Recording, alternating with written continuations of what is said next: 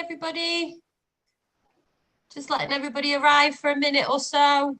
Just ignore me while I'm clicking through things. Hi, so nice to see faces. Okay, hi. Oh, even more faces, great. Okay, I think that's everybody's in the waiting room. We might get a couple more people that join us. Hello everybody and welcome to tonight's Writer's Block. We've got a brand new writer in residence, none other than Ciarán Hodgers, who for many of you know, we've got a big round of applause, is used to be festival coordinator, can't speak, and project manager here at Writing on the Wall, and actually was part of actually launched our Writer's Block. So it's actually really amazing to have Ciarán back with us this evening for the new residency. We'll go through what's happened on the residency over the next hour or so. Me and Ciarán will try our best to keep it nice and tight and not talk too much. Feel free if we're chatting away just to say, come on guys, on to the next. But just to give you a little bit of a flavour before we get going. So the Writer's Block is all about creating a free online writing centre. It was set up at the beginning of the pandemic to help support our communities, particularly our communities of writers, as what we found that during the pandemic, we were able to support freelancers, but a lot of emerging writers as well. So the Writer's Block caters from kind of if you're just getting your toe in and starting out right up to kind of mid-career and past that, professionals. And we have a three-week residency each month by a brand new writer, looking at all different types of writing right across the form. So last month you had Liverpool's very own PJ or Roy, who was a huge success, and we had a wonderful block party. If anybody wants to get some footage from that, we'll get that up online for you if we've not already. I need to double check that with Jenny. And this month we've got the wonderful Ciarán Hodgers. I've had the pleasure of working with Ciarán for 4 years, was it, that we worked together? Yeah, 4 years, yeah. It was. And Ciarán is an award-winning spoken word artist and poet. He's been published by Burning Eye with his book Cosmo Photography. If you haven't read it, it's just gorgeous. And if you haven't seen Ciarán perform, then that is even better in lots and lots of ways. We're going to be spending the evening talking about all things poetry with a little bit of script and kind of a little bit more to do with kind of Ciarán's progression.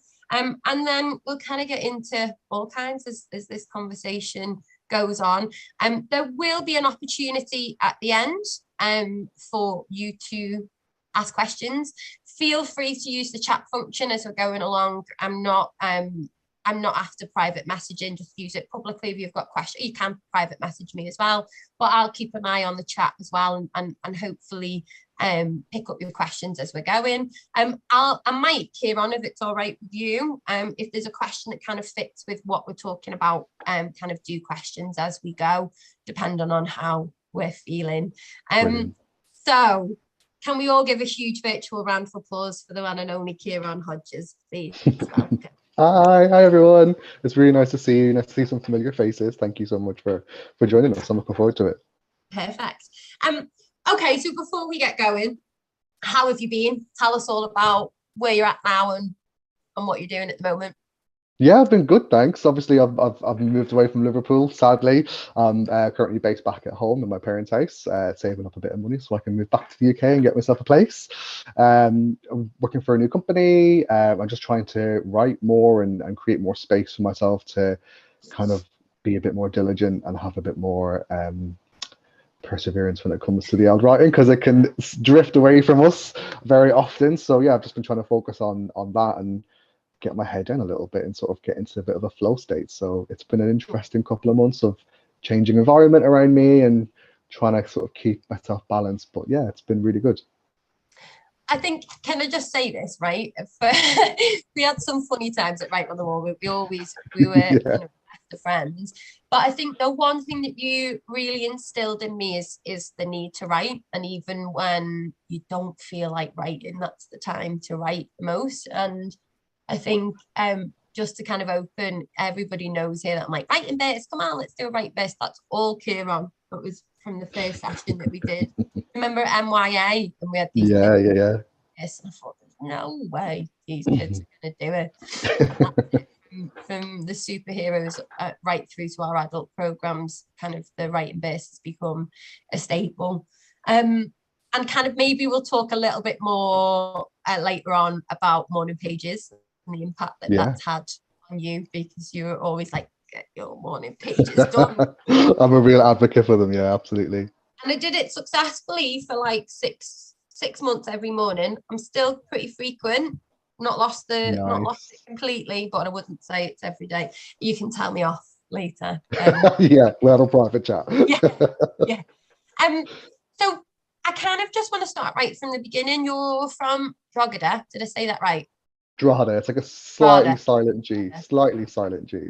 Sorry, I should know this by now. I love people introducing me because it's like Ciarán, Cosmo Photography, and Drogheda. I'm like, if you can get through them, you're doing well. Okay, let me try again. Ciarán, Cosmo Photography, and Drogheda. Is that right? Drogheda, yeah. Drogheda. You never get it right. Okay, and that's kind of just out. Well, it's a little bit outside of Dublin, isn't it? And just kind of, what was it like growing up there? What? Tell us a little bit about that. Yeah, so Drogheda is like I suppose a post-industrial working class town. It's a bit of a commuter town to Dublin. So my dad was working up in Dublin a lot, so he would be traveling up and down. It's based in the Boyne Valley next to the River Boyne, which I'm currently looking at. There's one little gap between the trees where I can see the river. It's a fairly standard town. There's nothing really sort of particularly bad or particularly good about it. It's a fairly standard place. And yeah, I sort of didn't really. It's been interesting sort of thinking about what we will talk about and thinking about, how has Drogheda kind of impacted that. And I'm still not 100% sure, but yeah, definitely I think there's not an awful lot to do when you're a young teenager growing up. So I think we did the normal things that young people do. We went down to the park and we bought booze and we bought cigarettes and we were little tearaways. But I think from a very young age, writing was something that I was always really interested in. I probably spent too much time in school creating the next Lord of the Rings rather than listening to my teachers and actually studying for my exams. So I was always probably quite difficult to tie down in that sense. I was always living in my mind and trying to imagine interesting things. And it sort of felt like a window to the rest of the world, the outside world, writing for me a little bit. And I suppose a response to growing up queer in a not super queer friendly space. Ireland as a country has a really pot history with many groups of people, particularly LGBTQIA plus people. But in our particular friendship group, I think there was actually more queer people than there was non-queer people. So there was this really weird balance of, well, we're kind of aware that we're not normal, but we're also in this group we're more dominant, I suppose. So it was a really interesting sort of safety net or community that we were just in, that allowed us to kind of just be ourselves a little bit. So I think the friendship group that I had growing up really enabled me to kind of run with that creativity a little bit, because it wasn't something that is particularly nurtured in the Irish curriculum. You don't do creative writing. It's not necessarily called that. It would come under an English curriculum, which is fine. I didn't find it incredibly freeing or liberating. It was a little bit more kind of copy and paste, which I was frustrated with, and I wanted to express myself more. Tell them what you did on your exam. Oh God, this story is going to follow me around. So, and I know that there's people in the room who have previously taught me, so I'm sure you're glad I got this out of my system before I came under your stewardship. So in my junior cert, which is the equivalent of GCSEs, I was too frustrated with the curriculum of poetry that was being taught to us. Even though it was a fantastic curriculum, I wanted to read stuff outside that canon. And for my exams, rather than writing about the stuff that we had studied, I decided to write essays about my own work, which, as you can imagine, was obviously, Pulitzer award-winning canonical work. It was terrible. And I somehow managed to get away with it. I remember leaving the exam hall and feeling very rebellious and very satisfied with myself and telling my teacher what I'd done. And I was promptly told that I would kind of be in school forever because I would never be able to graduate and leave because I was too rebellious and I was just messing everything up. I ended up getting a B+ for that exam, so I don't know if I had an examiner that was either so close to retirement they really didn't care, or someone so new in to the role that they didn't really care. But that experience, Ciarán Hodgers was part of the canon. yeah, because your name's not on the exam, right? It's your name as a student is not on the exam, and I think that kind of gave me a bit of permission to be a bit more rebellious and just kind of double down on the creativity and be like, I'm kind of just going to do it anyway. I don't really care what you think or what you say. So yeah, I was probably a little bit of a good-natured tearaway in that sense, where yeah, I was polite to my teachers, and I was a good student in some ways, but in other ways, I'm sure they were glad to see the back of me. Stop wrecking their head. I think I was a bit similar, apart from I wasn't quite as, I was probably definitely more cocky and maybe not quite as creative as you were. I was a bit like, you tell me I can't do this, I'm not going to prepare and I will do it. Okay, so there was a bit of a gap. You didn't go straight to university, did you? No, I didn't really see anything for myself in the university prospectus in Ireland at the time. I don't know if I wasn't looking hard enough, but I couldn't find creative writing anywhere. And I felt like I needed space away from education to just kind of find out who the hell I was. I'd never really had a chance to explore parts of my identity like being gay, even though it was perfectly accepted and it wasn't something that was necessarily hid away. It was like, I just don't feel like I've grown up because I haven't really been that very independent. I've been a bit of a home bird for most of my life. So I ended up doing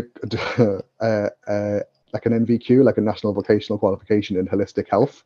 So I'm also a trained like massage therapist, Reiki practitioner, which is always a bit funny because I think people have a lot more interesting kind of cool punk teenage kicks kind of experiences, whereas I was like learning about chakras and what blends of aromatherapy oils to put together. And I actually found that an incredibly healing experience. I was surrounded by women. I was the only male on the course as a student or as a teacher, and that was really interesting for me to kind of have gone from an all boys Catholic school where I didn't fit in with them to fit in with a group of people of very different ages.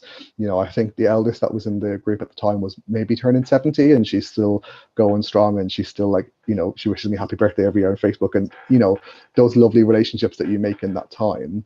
And I think I needed some of the healing that we were trying to train ourselves in. I think I needed a little bit of space to discover a bit more who I was and kind of be accepted at large. Me being gay was never a problem in that environment, whereas in school, you were being bullied for it and stuff. So yeah, I did that for 2 years. Really enjoyed it. Moved out of home for the first time, lived in student digs. That was a whole experience. I kind of felt myself starting to get rid of my baby teeth, so to speak. And then I finished. So it's actually that course that I suppose directed me in the right direction towards writing. I knew I always wanted to write, and I had been writing, but for lots of different reasons, I'd kind of become a bit distanced from the writing as something that I was doing intentionally. It was something that I wasn't really paying as much attention to or giving enough time to. And because the course was government funded, you had to do a certain set of modules that were like your basics. So like first aid, business, and then communications. So within the communications module, we had to write a short story. So I had so much fun because it was like, I feel like I've been given permission now to write this story. And wrote the story, signed it, handed it in. And I can't quite remember what happened, but I don't know if the teacher submitted it to a competition on my behalf or if she twisted my arm to submit it for the competition anyway. But I ended up being shortlisted for a national award at like 20 years old, which is very young to be kind of, for me, it felt very young anyway, especially young in terms of like creative life. And you know, when I got the call, I had to Google what shortlisted meant because I wasn't quite sure what that meant. So I was very much out of my depth. So me and my mate drove down to Waterford day after Paddy's Day, which is the worst day to put on anything in Ireland if you want people to turn up. And I ended up, you know, winning first place and having this huge moment of validation to say you are good enough, like this is something that you should really do. And it was from that experience that I said to myself, I need to go and do this. And I started looking for courses in Ireland, and I was kind of already compromising because it was like, oh, creative writing and politics, and I was like, oh, okay, that's a weird mix, but okay, I hate politics, but I'll do it for the creative writing. I would never have done well in a politics degree. So then when I found, you know, that Ireland wasn't really offering it to me in the way that I wanted it, I got myself onto UCAS and fell in love with Manchester Metropolitan Crew and the staff there. We flew over for an open day, and it was just like, yeah, I can see myself fitting in here. I liked that the lecturers were like really sound, and also like, you know, I remember one of them was like, oh, I do yoga on the side, and I was like, I have arrived home. This is my place. You know, like, these are the people I want to be around. My idea of hell, and you were like, woohoo! I was like, absolutely.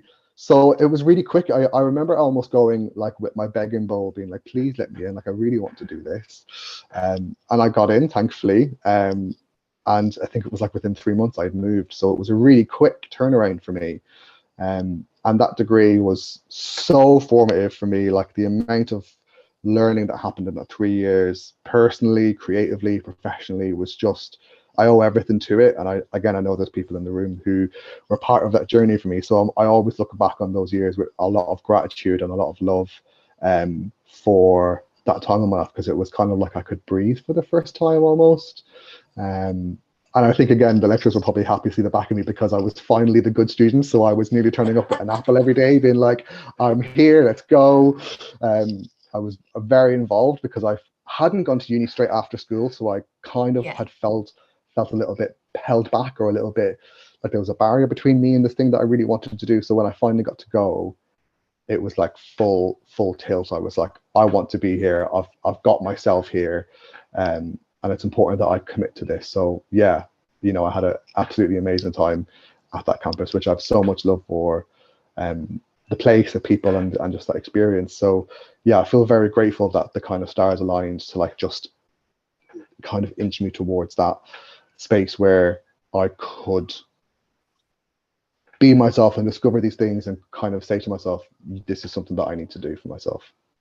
Yeah, and that, you know, I think people forget that it's hard when you move, especially when you move countries, and we'll kind of come back to that as well, about because that heavily influenced your book, I think, doesn't it? Yeah, I like to say that. And also I've got, you know, I find that really interesting what you said about going on the massage course, which, by the way, just so everybody knows, I was a pest to Kieran. Everywhere we went around the office, I'd be like, their shoulders really sore, like you'd be like that. You can see it like inching towards you with a shoulder, like really bad day. Yeah. But I found that there's a couple of things. I find that there's an influence on that on your writing, isn't there? And even more so later when we come to what you're writing about now in that transition. Let me just close the window from those barking dogs. But mine it might set mine off. That's the only problem. We'll be like, oh, hi, you're on. I'm just gonna unmute you. Thanks. Oh, I'm like a pro. Have we done this before, Ciarán? I think so. A few times. Sorry, and so there's the idea of that I'm really interested in, and that's going to be my question about kind of Reiki and massage and some of the other kind of traditions that we'll get into. But also just to pull up that I'd never thought of it before. You write beautifully about women. And maybe oh, thank you. That's such a compliment. I'm really grateful for that. Thank you. You really do, and I'm struck by. I wouldn't say that you write just about women, because some of your things about your family members and other men that have been in your life, you kind of. I don't think there's a a draw towards either. I think it's people and their stories. But I think just to say that it's interesting to hear that, because I think that has had an influence on you actually. And the way that you write about women is always really complex. You never just, you're never stereotypical about us. And I always think that's why I'm drawn to your writing. Because I know I work with you, but I really am drawn to your poetry. But I'm going to go back to this idea, because I think Cosmo Photography, it's about journeys and travel and stuff, and we'll get into that a little bit more. But this idea of Reiki and maybe the parts of life that we can't describe or that we don't have science for. I'm a lot more open about that now. I love it all, but for a while I was a bit like, oh God, don't tell anyone that I'm into this kind of like almost like paganism, maybe neo-paganism, or it intrigues me. I think it's another way of telling stories, and whether that people go on about astrology, don't think, oh, it's a load of rubbish. And my thing now is, well, it's just a way that we interpret words and stories and the story of the universe. How did that impact your writing, do you think? Yeah, absolutely. So that's so interesting. So my personal sort of spiritual practice, if you want to pull it in those sort of flowery terms, and I'm recognizing this a lot more now, is I was obviously drawn to that because they are matriarchal, and I was drawn to those spaces, and they're also super queer. They don't really have any sort of, whilst they do have sort of quite obvious male and female representations, that's always really murky. And in neo-paganism or paganism or witchcraft or whatever you want to call it, there's a sense of giving agency to the individual, which was something I definitely was struggling with. So I think for me, it was important to create that space as a refuge from the existential dread around me of not feeling like I fit in because I was this, or not feeling like that I was fit in because of that. But I have also just been really drawn to that kind of philosophical, spiritual aspect of things anyway. Because like you say, it can help you make meaning where you may be struggling to make meaning, or claim a meaning where you need to reclaim it. But also, yeah, absolutely. But I think it's also quite nice just because it's like, well, it's not that, like you said about, oh, it's not scientifically proven and I want to know the answers to things. It kind of allows you to just hold the question in your head a little bit, to be like, actually, it's not about having an answer. It's about the question, and it's about the process, and it's about the thinking behind it. I find a lot of similarities with sort of different processes or different, not rules, because there's not really many rules in paganism, but tenets or ways of being are actually almost like self-counseling tools. Like they ask you to reflect and think a little bit more. And I found that a lot more beneficial and valuable than, say, for example, going to confession and having your sins absolved with saying a few prayers. I was like, oh, that doesn't sit right with me, because I can see what people do in the world that's not good, and I don't like this kind of get out of jail free card. No offense to anyone who has a religion, who is Christian or Catholic or anything like that. That just wasn't my personal path that I wanted to go on. So I think the spiritual Reiki massage, sort of all the holistic adjacent stuff, was probably a bit of a survival thing for me, because it was a space I could inhabit where nothing was wrong or ill-fitting. And also it allowed me to think outside of a kind of a bubble, right? Of a bubble of teaching or a cultural bubble that a place might create in a mind. So it allowed me to sort of maybe escape some of that stuff and think beyond, and have that married with creativity, so that I could imagine beyond and therefore get beyond almost. So yeah, for me, creativity and spirituality are very much linked. They're very intertwined in my practice and how I like to work. But yeah, and yeah, absolutely. And they're both self-reflective as well, so they both help to stabilize and balance out what might be going on in people's lives and all that kind of thing. So yeah, there's definitely an influence there, but it's really interesting that you've picked up on that as well. Yeah, well, and look, because the other thing, just for context, I'd always be like, can you read me tarot? Can you come and read me? Yeah, it's a great party trick. Yeah, just used to follow you around a lot, didn't I? Really? You followed me around a bit too, don't worry. True. It was a two-way thing.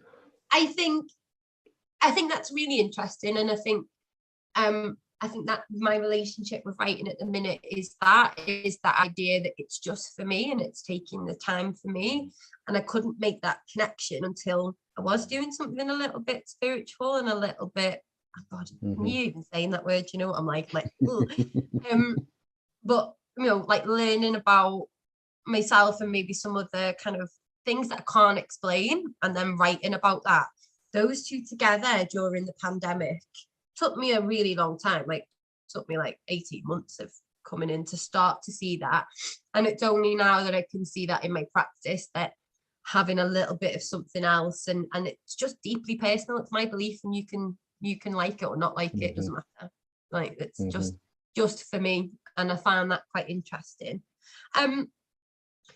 Cosmo Photography, how did we get from you leaving university to being published with Burn and I Books?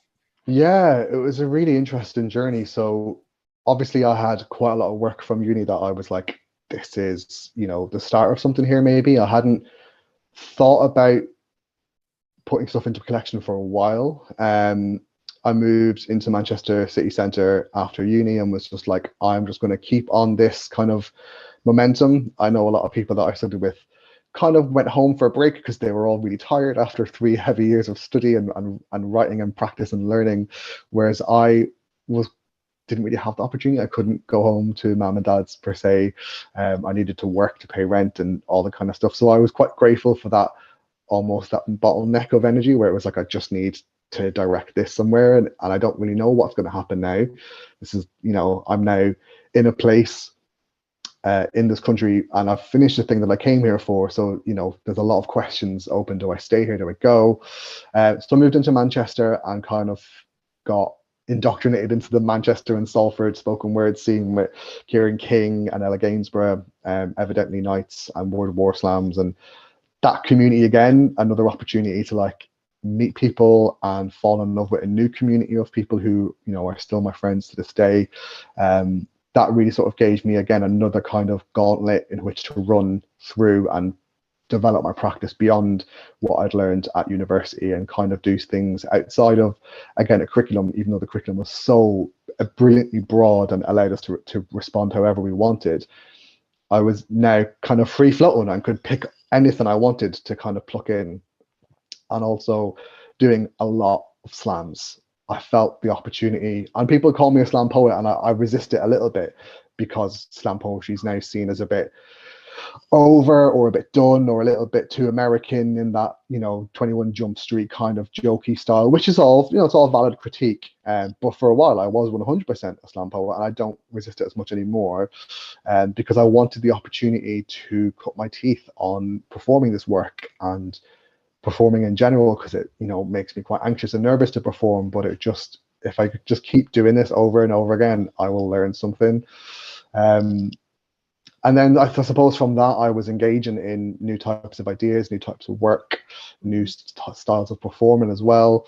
I traveled everywhere. Like, I traveled up and down the country slamming and going to gigs just to see what other people in different areas were saying and how they were saying it, and what the sort of voice was maybe in Manchester or Liverpool or London or Birmingham or Newcastle or Scotland or Bristol. Like, there's so many sort of distinct dialects of poetry almost in different spaces. And then I was always doing something here and there. There was an open call for something here or an open call for something there, and I was lucky enough to come across Burn and I's open call. Burn and I they're an amazing independent publisher based in Bristol, and they're particularly unique because they publish spoken word, which in itself is almost a bit of a contradiction. How do you publish a spoken art form? So they've really come with an interesting perspective on that to try and document and encapsulate a movement that, when I had graduated uni, spoken word and slam poetry was the coolest thing ever. It was being featured on mainstream television, mainstream radio, and it's only really gotten stronger and stronger. So yeah, the process was you write your bio, you write your kind of blurb for the book, what your ideas are, not necessarily what ends up on the back of the book, but more like just your process of what it is you want to say, because they understand the manuscript will not be finished at the point you submit your 10 pages to them. So I was looking over my kind of, I suppose, body of work that you'd call it, and that was the first time I'd thought about my work as a whole. And I had seen some trends that, they kind of fit into these categories quite neatly. And the categories are the different categories that you see in the book: family, friends, environment, politics, relationships, self, that kind of thing. And it reminded me of these different versions of Greek love, that the Greeks had different names for different kinds of love. So you've got a kind of love that you have for your friends, you've got a kind of love that you have for your partner, a kind of love that you have for yourself or for the environment and your place within it. And I really liked just the way that those kind of things overlapped quite easily. And then the idea for it to become Cosmo kind of came a little bit later, because Cosmo Photography, the piece itself, was commissioned through an amazing project with Dan Simpson and Dr. Sam Illingworth, called Experimental Words, where they paired up poets with scientists, researchers. And I was given an amazing scientist researcher who was working in astrophysics on essentially the couple of million years between the Big Bang and the formation of the first star. So, easy breezy, super light touch kind of work. I didn't have to read through loads of data and try and understand it. And that, the idea of that poem became about journeys in themselves, journeying into, space, kind of figuratively rather than literally.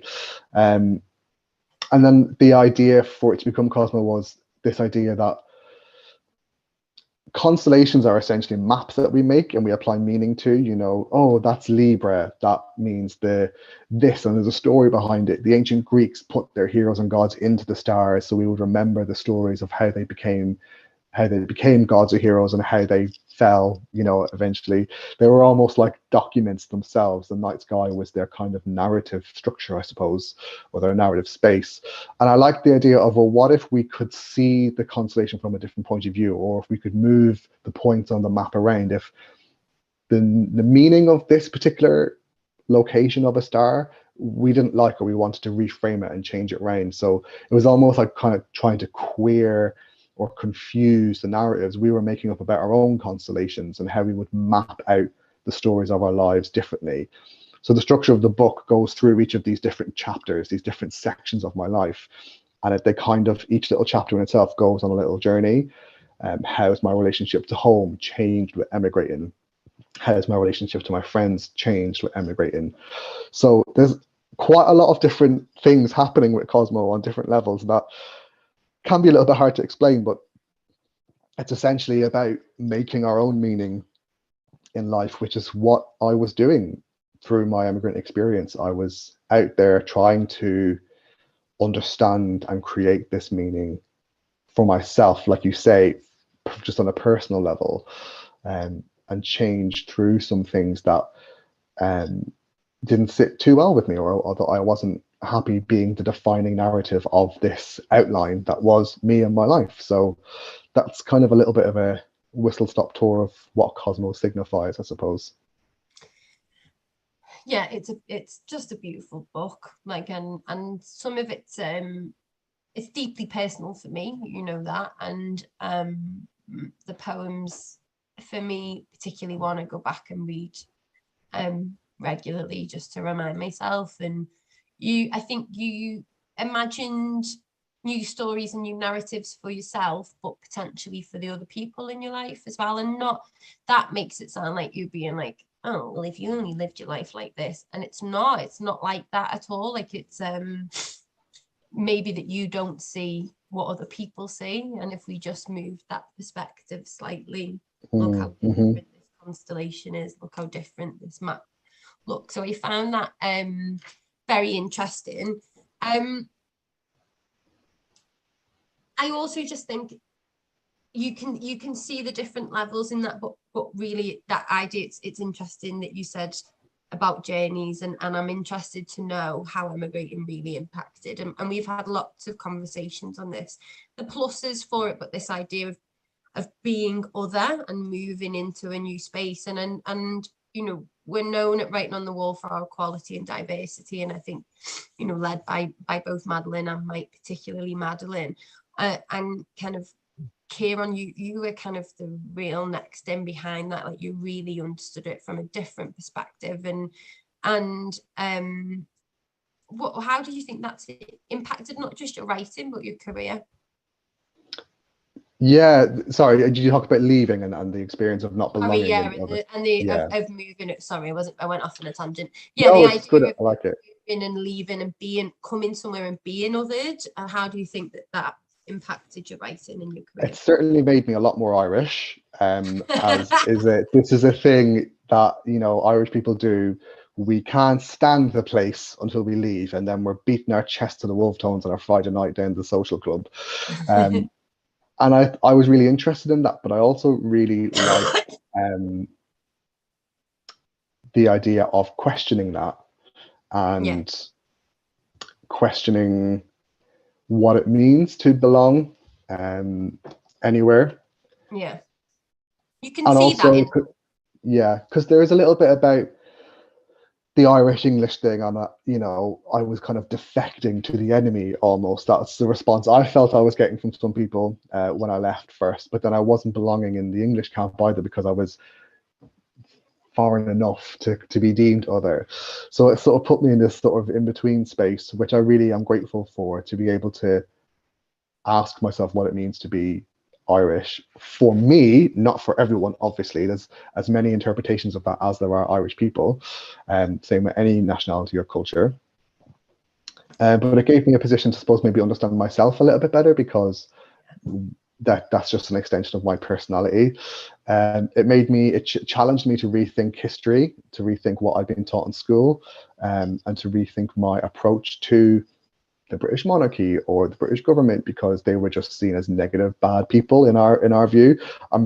They're probably seen by the same way by a lot of people, but you know, they were just villainous, evil people, and it was a little bit like, well, we weren't necessarily around at that time. Like, we need to maybe update our thinking a little bit. So I think moving helped me revisit nationality and nationhood with a different lens, to be a little bit like, well, yeah, I do have a lot to thank Ireland for, but now I have a lot to thank England for as well, and I'm okay with that. You know, so other people might have a problem with that.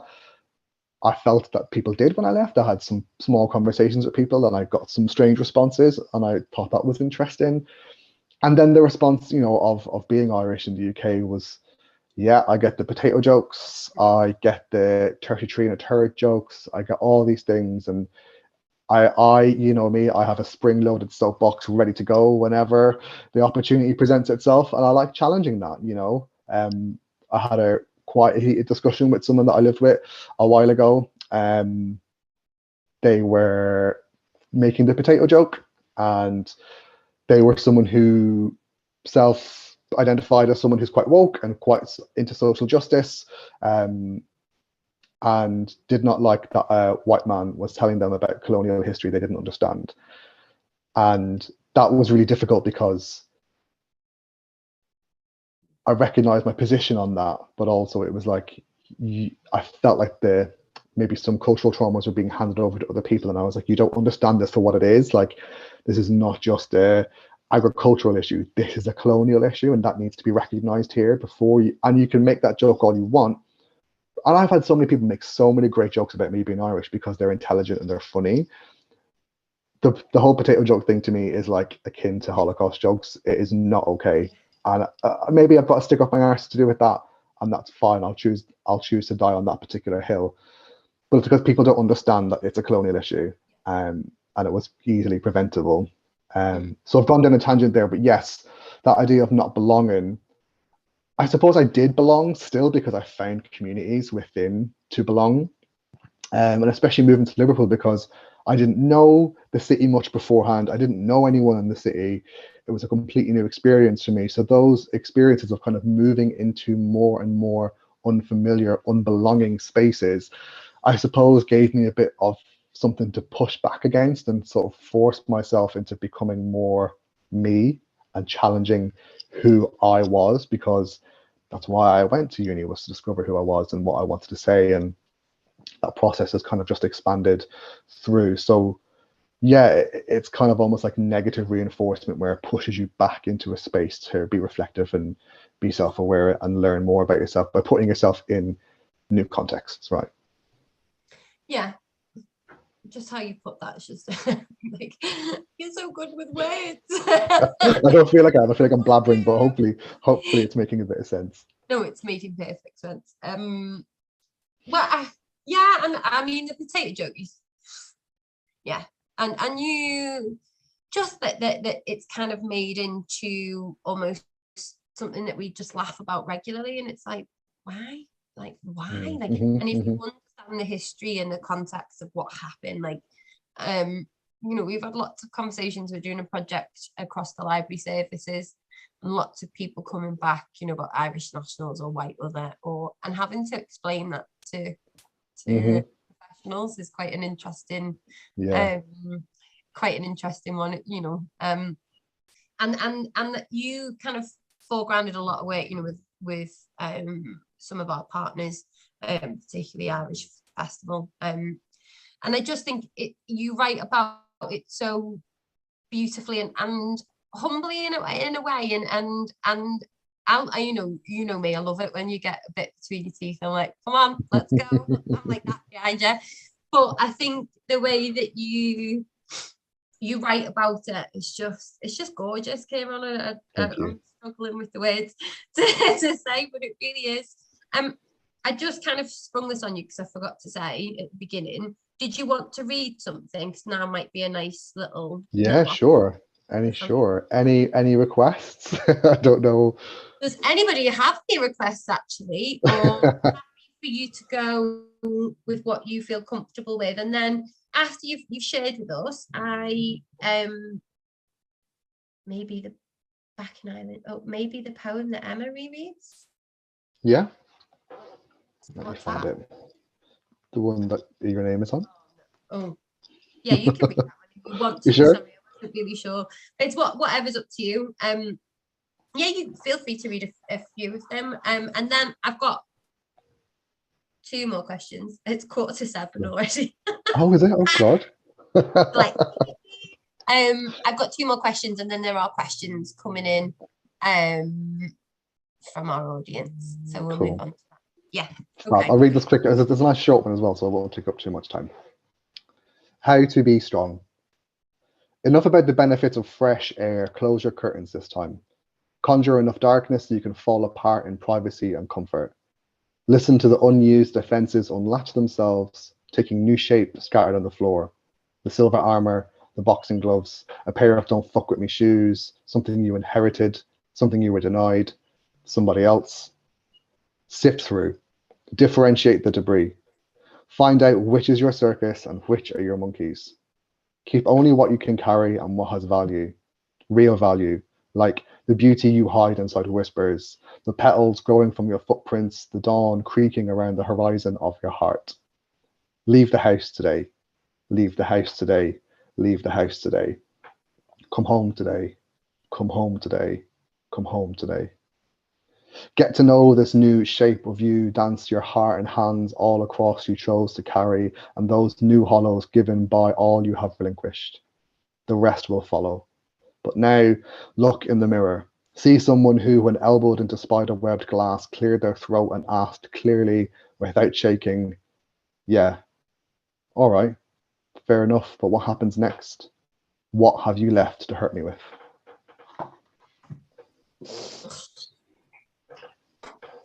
Yeah.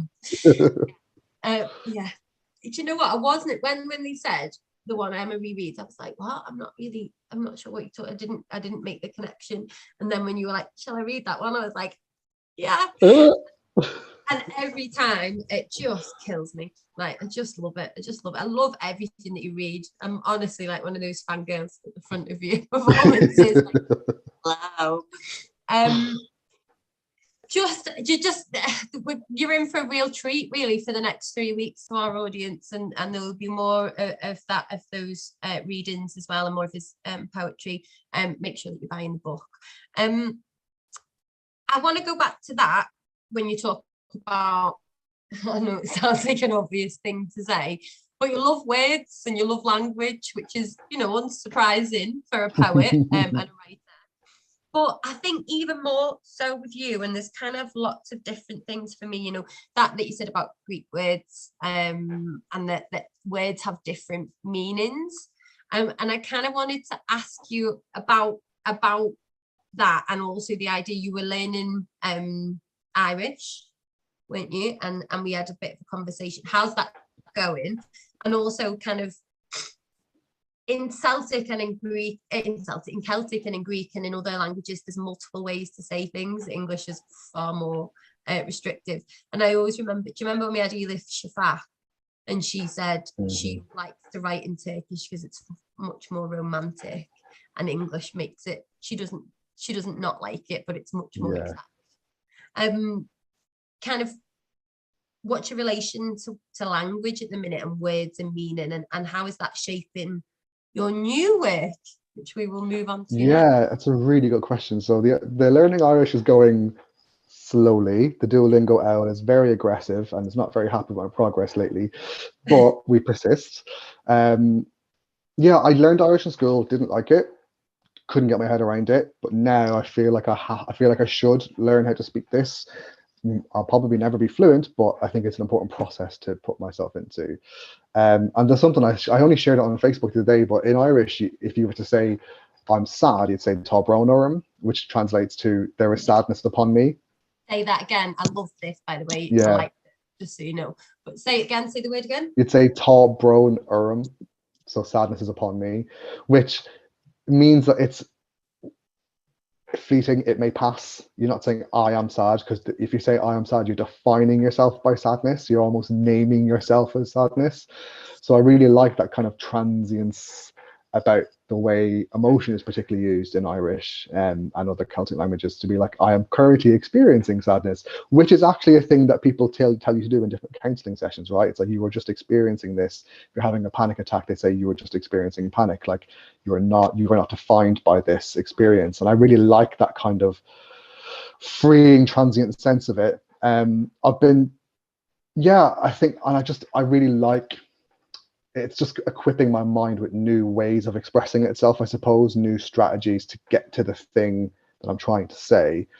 Like I said, I probably couldn't even have a conversation in Irish, because it takes me a long time to think about it, because it's not a language that I'm particularly comfortable with at the moment, but I will be.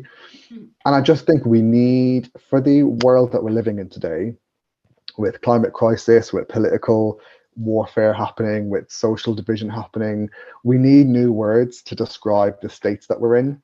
And I think we may be able to find some of that from our past and from languages that no longer are being spoken widely across the world. And also, what can we learn from the world by learning a new language? As in, how can we learn to see the world in a new way, right? How can we just challenge that neuro-linguistic programming in our mind? I always think of this like, the language that you learn as your first language sort of is an early imprint on how you will think, because of the structure and the syntax and the grammar of that language. Well, trying to learn a new language might help shake a little bit of that up and give us new insights into things, rather than just repeating the same perceptual habits that we always do. So I think it's really interesting to learn a new language, especially one that has a cultural resonance with me, has a sort of spiritual resonance with me in a sense as well. So yeah, it's an interesting. I'm not 100% sure how it's impacting my writing at the moment, but it's starting to open up little windows into new ideas or new ways of seeing things. And I just think Celtic languages are so beautiful and descriptive and sort of lush with language, that there's a joy in just kind of bathing in that language already, let alone having to speak it. I think you just described exactly how it's impacted your work, because that for me just distinctly said, really, and that's blown my head off a little bit. Like, what have we got to learn? We're so used to this language being this formula that we don't even think about it anymore. It's unconscious, you move into them. And I've got to be honest, the actual thoughts in my head as you were saying that was like, it's really hard to learn a new language and it's really difficult. And Ciarán always wants to learn things. And then as soon as you give me the understanding of, yeah, but maybe it'll help you restructure or give you a new view. And now I'm like, I'm going to learn a language.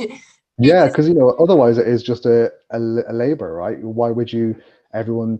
You can get by with English pretty much anywhere in the world unless you're going somewhere really far reaching. So we've never had we're not, kids in school in France, for example, who have to learn English because their job opportunities might be curtailed because of it, or people in maybe India who want to leave and make, the American dream kind of thing, right?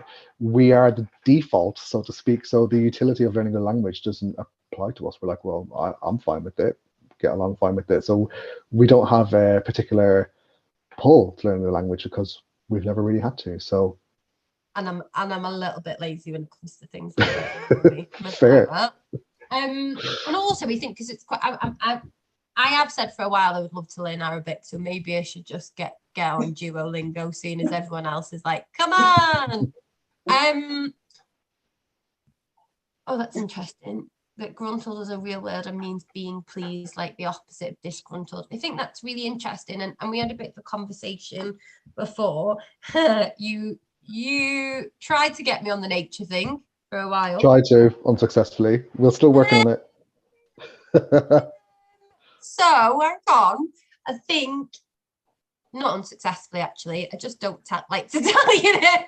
I don't like to tell you that I'm doing things. I'm like, okay, so maybe you were right, but not going to text you and tell you that. I'll just when I'm like, so I'm reading this. But you did, like, you got me thinking about that. And Robert Macfarlane, I know, blah, blah, blah, blah, really famous writer and stuff, but he writes about it quite a lot, about lost language, and kind of the ideas that we're losing a sense of language, especially when it comes to landscape and nature. Now, I'm kind of segueing, see what I did there, talking about language. Nice, and nice and smooth. Yeah. But I think that's what you're writing about in your latest book, isn't it? It's about mental health and nature and landscape, and your relation to language as well, I imagine, comes into that. Can you tell us a little bit about your love of nature and landscape? Does it come from a little bit of the paganism that we talked about before, I imagine, but how's it evolved? Yeah, it definitely does, I think, spring from my sort of spiritual practice and roots in paganism and stuff like that.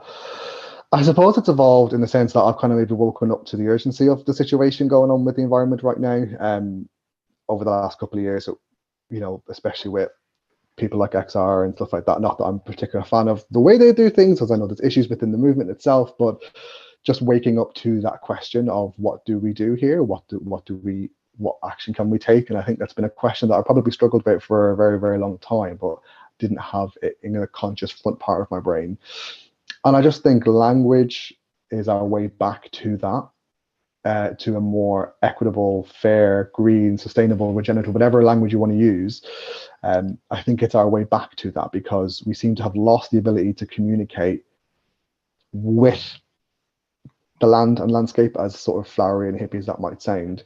There's a really interesting book by a guy called David Abrams who talks about the relationship between language and landscape. And essentially, before we had the alphabet, we had pictorial languages in which you needed to understand the relationship to landscape in order to understand the word. So, for example, the Egyptian hieroglyph for mother was a vulture. Now, us in our westernized English minds would not see those two things connecting, but the Egyptians had spent so long looking at them, perceiving and watching vultures, that they understood them to be very protective mothers.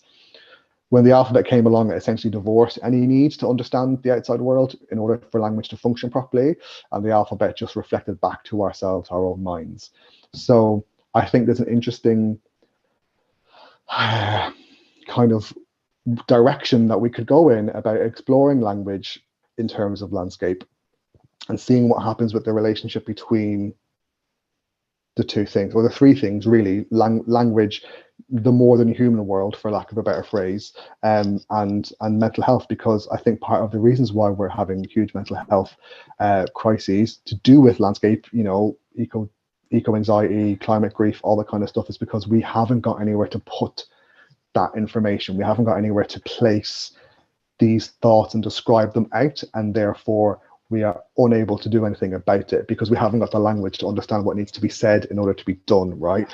So it's actually, although it sounds very hippie and a bit up its own arse or a little bit philosophical, it's actually part of a political process to encourage us to speak more. And, you know, Robert McFarlane did that Lost Spells project with Jackie Morris, where he illustrated, I think, 20 words that had been taken out of the Oxford English Children's Dictionary.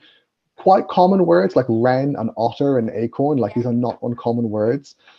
And now it's like, well, how are we supposed to identify that and appreciate the landscape and the world around us if we can't name it? Language is basically the human mind talking to itself. As much as it talks to other people, it's an inward filter as much as an outward filter. So if we cannot identify that bird on the wire outside, we have no problem with, you know, taking away their habitat and destroying the air that they fly through, and, you know, all this kind of stuff. So I think language is the first grasp that we can use to pull ourselves into the ecologies more and learn to understand them so we can appreciate them. And through perceiving them and watching them and paying attention to them, we can learn how to move forward. There's not one or two or three solutions to climate crisis. There's infinite amounts of opportunities. It needs to be hyper local on a mass scale, which is the contradiction in terms. You need to be in touch with that ecology to understand how to protect it and how to save it. It's a great example of this, really simple. Turkey vultures, I think in the Middle East somewhere, I can't remember exactly where, they were like falling out of the sky, right? They were just like literally dropping out of the sky because the hormones that the cows were being injected with was a lethal chemical for these turkey vultures. Really odd scenario. And because of the drop in the turkey vulture population, the wild dog population boomed. So turkey vultures would predate on wild dogs. And because of the wild dog population boom, people were being killed. Babies were being dragged out of cots by wild dogs in the night. Adults were being attacked when they were, you know, their car broke down and stuff like that. And there was a real issue with human beings losing their lives to these wild dogs. And so the response was, stop injecting the cows with these hormones. The turkey vulture population settled, the wild dog population settled, and the human population in the local communities settled. So there's a really interesting thing about, they could have tried to chemically intervene there or do some sort of big, you know, policy-based gymnastics to create a work, but the best thing to do is actually step back and remove human interference from this. So it's all connected in a really complex, confusing way, and we need to be more perceptive and more understanding and more knowledgeable about the environment. And I think the first port of call for that is through language. I vote for you. That's my thesis anyway. I'll vote for you when you're running for Prime Minister. I'm there. And I just think, oh God, I've missed talking to you. And I just think that's really interesting about words and it's really something that's resonating with me at the minute. I know I said for years you were hippie, just so everyone knows. Yeah. But I'm on the other side now. Look, there you go. It's worked. Yeah. I'm still, you know, I still like to think of it. I'm still on the Joe Strummer side. But, you know, punks and hippies are the same thing. So there Absolutely. You go.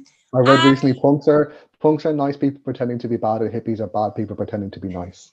I don't know where I read that. I'm not quite sure what it says, but I just think it's quite a funny anecdote. Yeah, maybe I'm not a punk anymore. No, I'm joking. We've got loads of questions. Do you want to know a little bit more about your upcoming collection? So maybe we can weave that in, but we've got lots of questions going on here. So speaking of language, do you talk to yourself? Do you have an inner dialogue, or do you think in pictures?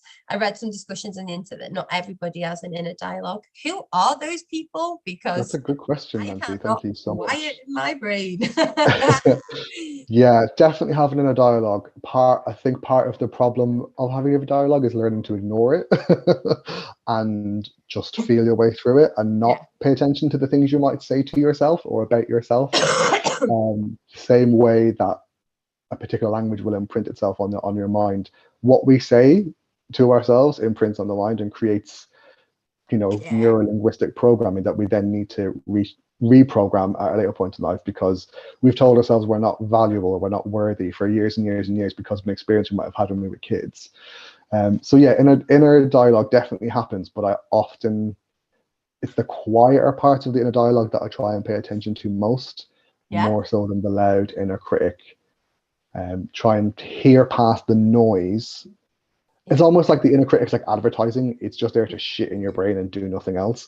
So if you can almost listen past it and hear what the small voice is saying, like almost like the inner child is trying to say to you, or your inner intuition, or whatever name you want to call it, that might be a bit more valuable than listening to the first thing that comes to your mind, because the brain is very powerful at playing tricks on yourself. So I think if you do have an inner dialogue, it can be tricky to manage it. Yeah, like just realizing for the first time in my complete adult life that inner voice is talking quite a lot, and that might be something else that maybe I need to learn. Yeah. Is quite interesting, and I think you've always been really perceptive of that. You have a really good sense of self, and not that doesn't mean you haven't struggled, but you would equally say to me all the time, don't let the voice be. And the idea that it does actually create new neuro pathways, like if you say that to yourself, I am walking testament of this, like it takes time to stop saying those things to yourself, like Absolutely, and yeah. hard work, like really, because it's comfortable. hard work. It's comfortable. You'd rather sit and suffer in this thing that you at least know than step outside of it. So again, the power of language, right? Yeah, well, I'm eventually I'm getting there. It's been a slow, long journey, but we're getting there. Okay, maybe poetry as a language itself is key to progress in protecting our environment and nature, as it represents a form that can be used as a way to protest or rebel. Love that, just as a statement. Yeah, absolutely. Anything that says protest and rebellion, we like. And what are you most looking forward to while you're on? While you are, okay, I'm going to come for that. And what are you most looking forward to while you're the writer in resident for the Bloc? I'm looking forward to chatting to people, to reading people's work, to talking to them about some questions that I have. What does it mean to write about the climate crisis? What does it mean to make art about it? I'm really interested to hear what people have to say about that, because I don't have the answer, and I want to hear people's perceptions of it, right? Like I said, it's a very individual thing, so I'm looking forward to hearing from individuals about that in our Bloc socials. I'm looking forward to chatting about self-care and writing, because again, self-care is a phrase that is pretty divisive. It's been co-opted by a corporate sensibility for a long time, and I think it's actually not just face masks and yoga and going for a walk or your meditation app. It can be really ugly stuff that is important. Some of the stuff we've talked about here, like not listening to your loudest voice inside your head and listening to the other one. And I just want to bring the Venn diagram of self-care and creativity together, because I think we often feel like those two things are things we do in isolation, whereas they're actually part of a whole holistic system of us and our identity. And challenge what it means to have a self-care practice and what that might mean when it gets sort of lobbed in with creativity, and see what happens there. So if anyone's out there and they resist the phrase self-care, that's probably a sign to maybe come along and have it out. I want to have the debate. Let's go. I don't want it to just be like a nice salt lamp kind of a session. Like, I want to talk about some really interesting stuff. So don't let the phrase self-care put you off if you're interested in coming to that. I'm just looking forward to engaging with people. Sorry, just to jump in on that. No, just because I've been working with PJ Roy and Damien John Kelly with men who are in recovery from addiction.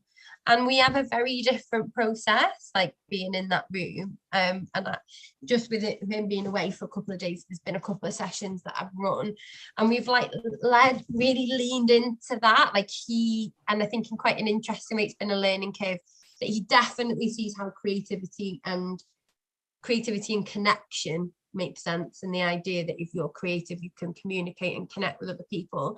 And he's a little bit on the other side, that it doesn't have to be right, you don't have to write about yourself. And then I'm kind of here on this, like, writing pages, mental health, really much kind of in that. And I think it's been very interesting for me, and being around people like you who have a very strong sense of self as professional writer and how that's a career, but also can see, and maybe you more so than lots of other writers I've worked with, can see what the impact is on our mental health. And I'm really interested for this residency to get into that. And I'm loving this Ciarán that's like, come on, let's have a conversation about it. Basically means, Emma, come into these sessions and tell me I'm wrong, and then I'm going to tell you why I'm not. Absolutely. I'll be like, okay.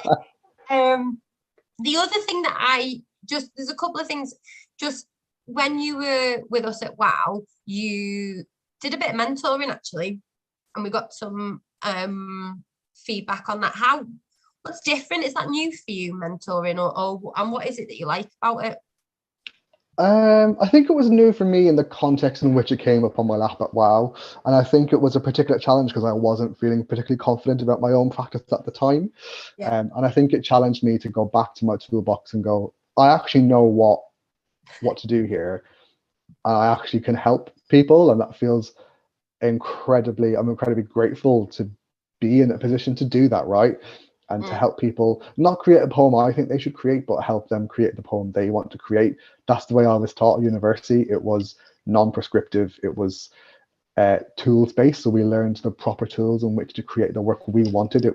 The agency was given to us as the artists, and the tools are being developed in collaboration with our lecturers, and that's a process that I really like. I've heard feedback from people on different courses or who go to different workshops, and they're like, we were just told how to write a poem to get into this magazine or this publication here, and I was like, oh, that doesn't feel particularly helpful.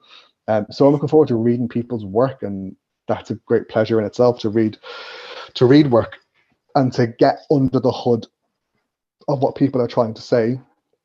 You're good at that, and you're not afraid to challenge them either. No, in absolutely. A good way, he's very, very, very supportive, but if he thinks a line doesn't work, he's telling you, and it's coming out. And you're like, oh, okay. Yeah. Absolutely. So yeah, I'm looking forward to doing some more mentoring in the one-to-ones for this and seeing what people are writing about. And don't be afraid to send your work in for anyone that's thinking about it. Like, there's one spot, because everyone's always nervous in the first week when they haven't seen him, and they're like, can I get mentored by this person? Just send your work in. He's dead nice, I promise. Push you, but and that's where you want. Like, I think with something like this on the writer's block, it's like you've just said the whole time, Ciarán, it's about learning about yourself, and maybe, that's always changing, isn't it? Who we are always changes. So you can say, well, I'll send it when it's like this, or I've only got like half a page. So what? Just send it. I was just about to say that exactly. Even if you've got nothing on a page that you want to send in, if you want a half an hour, just sit and chat about creativity and maybe what's blocking you, or what you feel you need, or what's missing, or even positive stuff. Like, let's have the chat. I'm here for it. Like, I love these conversations where we can get under the hood of it. So if you're sitting there and you're like, oh, I really want to do a one-to-one but I haven't got any work, don't worry about it. Just sign up and let the team know and pass it on to me, and I can just jump into a room and we can have a chat for half an hour about what might help and what might work and my reasons why I think it might help. And you're a WOW veteran. You're used to things changing last minute. True. She's like, it's fine, go with it. Nancy said, are you going to rely on our chakras during one of the events? Absolutely. Let me absolutely. know what you want to do. I'll be vibrating. I might do a meditation session now just to. No, I can't do meditation.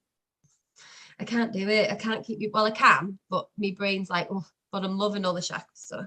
I hope Mad and Mike aren't watching this, because they'll be getting ripped. Obviously, I can hear their eyes rolling from here. What are you on about? Yeah.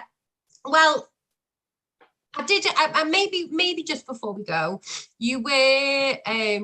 Oh, here's Becky. A bit late to the show, but she's coming in to say hiya. So we'll ask one more question then. While you know that that Becky is joining us, and she's just coming from the waiting room.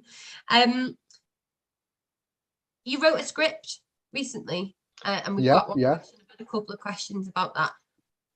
You're going to focus mostly on spoken word, and because you're working towards a new submission for a second book. But just before we go, that we may live on again is deeply personal. How was it? tell us a little bit about it and how was it Yes. different? So That Way May Live Again is a work in development that I'm currently working on about the life of an ancestor of mine who was a transgender soldier in the American Civil War. We had an amazing reading of the first sort of 20 minutes of it at Homotopia in November. So thank you so much, Homotopia, for. I kind of have them to thank for it because I know Alex is here, so I will blow smoke up your arse, Alex. If Alex hadn't have said, "Oh, I'm really interested in reading that," I probably wouldn't have written it, because for me that process was incredibly difficult and called into question a lot of my relationship to creativity. It was and it's not finished yet, so I'm not talking about it like it's finished, but it's not. But writing what I have so far was kind of quite painful because it was a whole new ball game here, right? I'm not a playwright. I'm not a historical writer. I'm also not trans. So there was so many different barriers that kind of got in my way, that forced me into, I'll do loads of research and procrastinate through the research. And then through Alex's, constant kindness and support, and the Career Core program at Homotopia, and knowing that I would be showing work, and just even conversations with Alex and other people as well, gave me enough confidence to write the first draft of the thing that needed to be said. And then I think in the last couple of weeks, the last couple of months, I've kind of gone, I think that's as far as I can take this for now. I actually need to go and just learn more about this craft and about this time, and have more conversations with my trans friends, and kind of get into that a little bit more. It's also, as well, there's deadlines for poetry stuff coming up that I want to avail of and use, and the content and the themes of the work and the poetry stuff is just calling me right now. So it was a really hard decision to kind of consciously say, I need to put the play to bed for a little bit and come back to it when this more urgent thing is being pulled out of me quite urgently. But again, that was me trying to listen to the quieter voice, the intuitive voice, rather than the voice that was saying, you need to finish this damn thing because people have supported you, and people are waiting for it, kind of thing. So that wasn't an easy decision by any stretch of the imagination, but I feel like it's the right thing to do, because at the moment it's not happening. It's just not coming out of me. There's a gap there, and I need to go fill that cup up with new experiences and new learning and new understandings of things before I can do his life justice and do justice to the people that have invested their time and energy in me. So it's a little bit of a sort of check back again soon. But I know it's the right decision for me, because I'm not happy with where it's at now, and it needs more time and attention than I can give it credit for. And I think that's okay to say.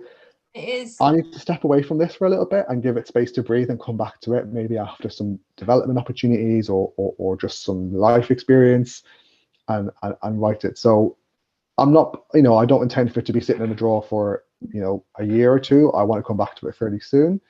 But it felt important for me to make that conscious decision to honor the work and understand that its life cycle is going to be a lot longer than I thought originally, right? Yeah.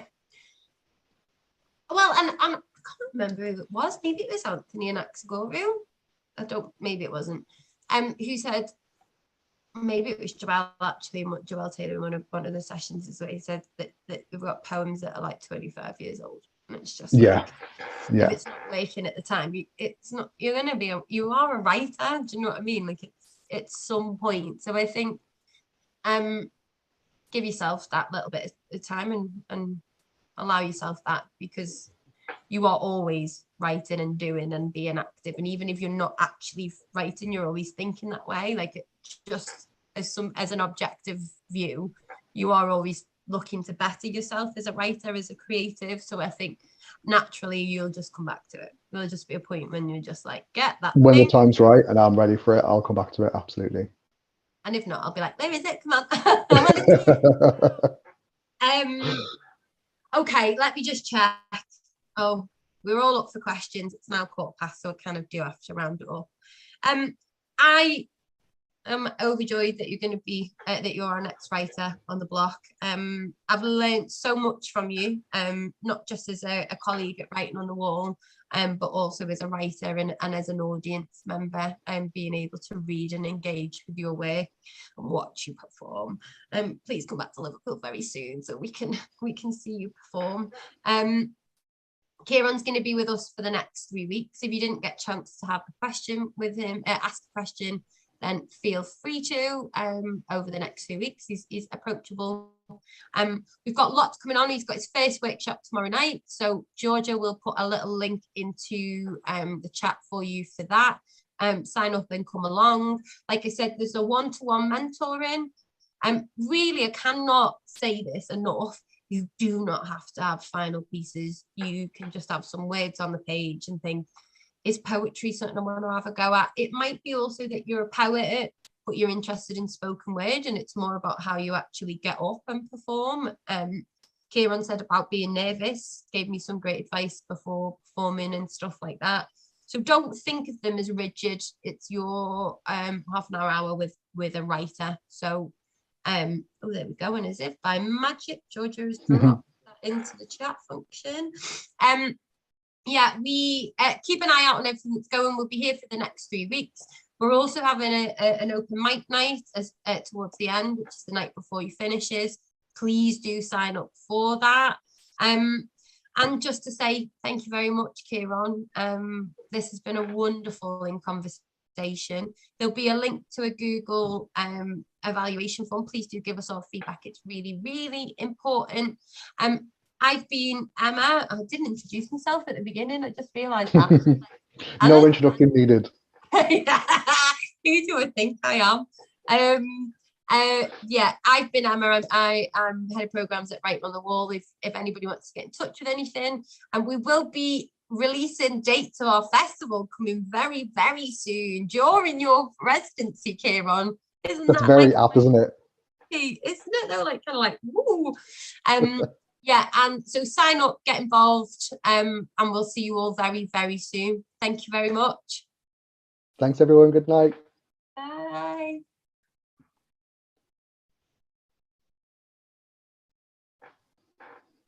Thank you. Bye. Bye.